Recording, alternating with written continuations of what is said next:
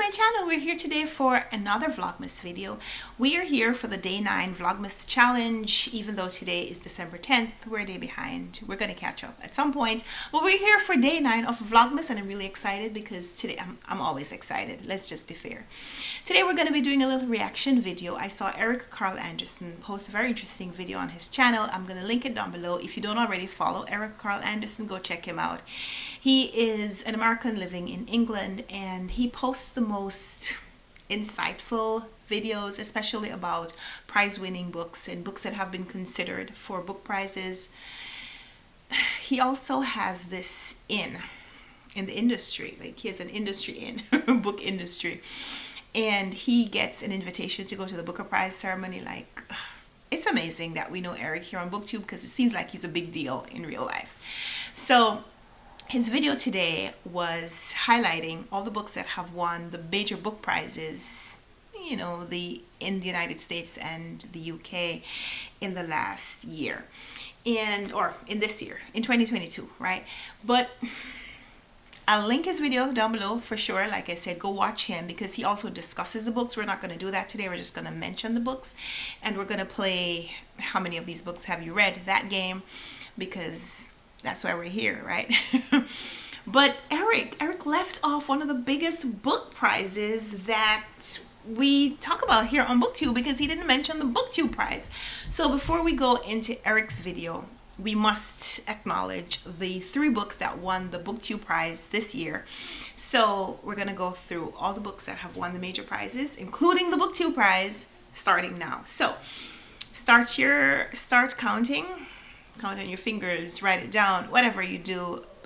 Take notes. These are the books that were the best books in lots of categories in 2022. So in the BookTube prize in 2022, we had 3 books for consideration, and I guess maybe Eric didn't talk about these because these were books that were published last year.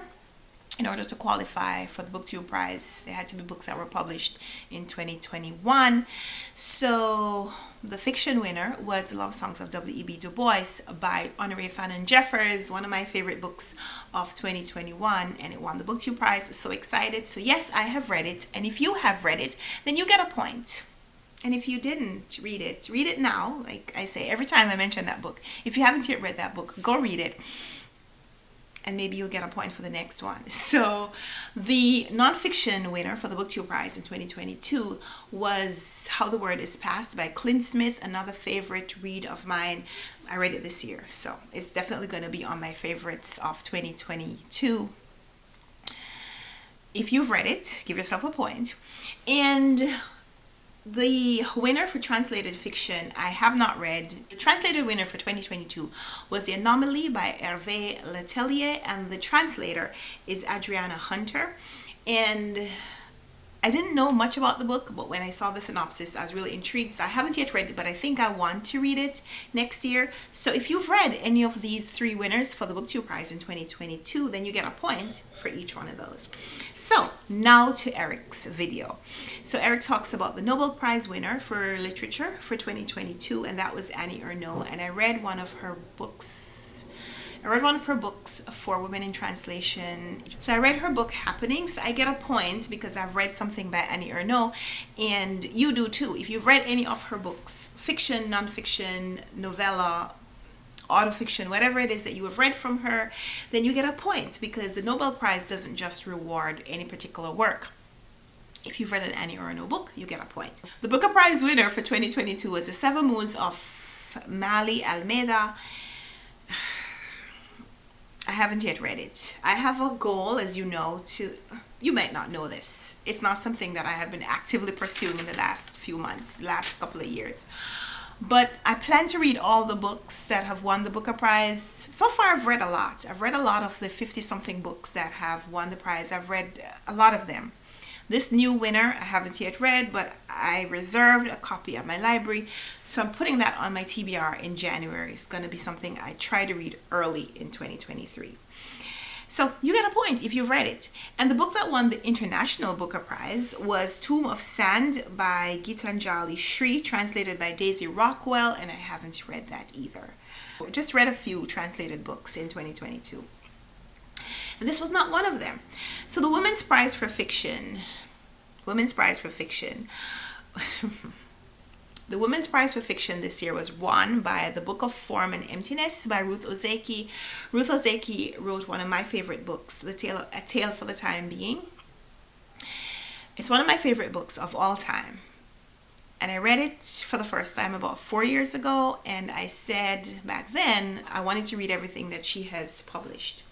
And so far, I haven't read anything else from her, including this new book, The Book of Form and Emptiness. So, if you've read it, then you get a point. I don't get a point.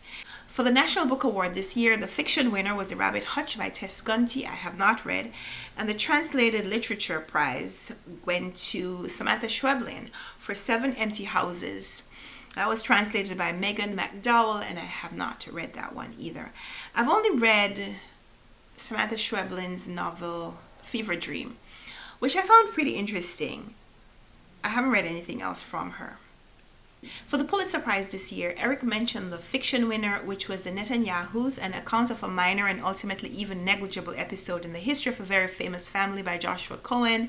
I have not read it. You get a bonus point if you read any of the other Pulitzer Prize winners for any other category of writing for 2022.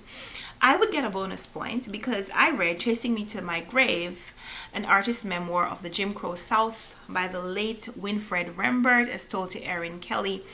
I read that because it was a finalist for the BookTube Prize, and it won in the biography section. So if you read that, you get a bonus point. If you read the poetry winner, which was Frank Sonnets by Diane Seuss. Diane Seuss? Like Dr. Seuss. But I remember that Dr. Seuss's name is actually not pronounced Seuss. That's another video for another time. Also, the general nonfiction winner is Invisible Child, Poverty, Survival, and Hope in an American City. We saw that earlier this week in is it the New York Times Best of 2022 list. So I haven't read it, but you get a bonus point if you've read any of these other category winners. The history winner was Covered with Night by Nicole Eustace, and Cuba, an American History by Ada Ferrer. And the drama winner was Fat Ham by James. I'm not sure how that name is pronounced. But yeah, you get a bonus point if you read any of those. So back to Eric's video. Eric also covered some British Book Awards. So the fiction book of the year for the British Book Awards went to Sorrow and Bliss by Meg Mason. I have not read. Debut fiction book of the year went to Open Water by Caleb Azuma Nelson, which I have read. And the page turner book of the year was Small Pleasures by Claire Chambers. I have not read.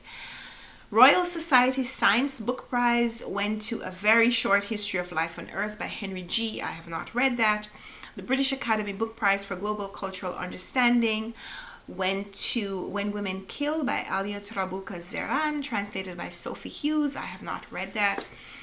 The Bailey Gifford Prize for Nonfiction went to Super Infinite by Catherine Rundell. I have not read. The Wainwright Prize, the nature writing section, the winner was Goshhawk Summer by James Aldred, which I have not read. And for conservation went to Eating to Extinction by Dan Saladino. I have not read. Waterstone's debut fiction prize went to The Rabbit Hutch by Tess Gunty, which we mentioned earlier. The Orwell Prize for political fiction went to Small Things Like These by Claire Keegan, which I did read earlier this year. The Rathbones Folio Award went to The Magician by Colm Toybin, which I have not read. I have only ever read one thing by Colm Toybin, and that was his Booker-nominated book, The Testament of Mary, which was a short book. And I read it, and I haven't read anything by Colm Toybin since. Goldsmith's Prize was won by Diego Garcia, written by Natasha Subramanian and Luke Williams. The Republic of Consciousness Prize was won by Happy Stories Mostly by Norman Erickson Passaribu, translated by Tiffany Sao. And the Warwick Prize for Women in Translation went to Tomb of Sand, which we mentioned, and Ossibol by Marita Kapla, translated by Peter Graves, which I have not read. The Stella Prize winner was Drop Bear by Evelyn Araluen, and the Irish Book Awards winner was Trespasses by Louise Kenny. The Giller Prize was won by The Sleeping Car Porter by Suzette Mayer, and Joyce Carol Oates' prize went to Lauren Groff. For the forward prizes for poetry, Best Collection went to All the Men I Never Married by Kim Moore, and First Collection went to Amnion by Stephanie Sequia, and Up Late by Nick Laird. I have not read most of these, but I'll tell you my score. So yeah, I get 3 points from these books and authors that were listed here, as well as 1 bonus point for the Pulitzer Prize winner that was not mentioned in this video. But yeah, let me know in the comments down below what your score was, and go check out Eric's video, because like I said, he talks about the books he discusses the books that he read, as well as talks a little bit about his experience meeting some of these authors at various book prize ceremonies this year, and I think it's fascinating. So go check out Eric's video, and we'll be back here tomorrow with another Vlogmas video. I hope you'll come back and join me for it. Until then, bye, happy reading.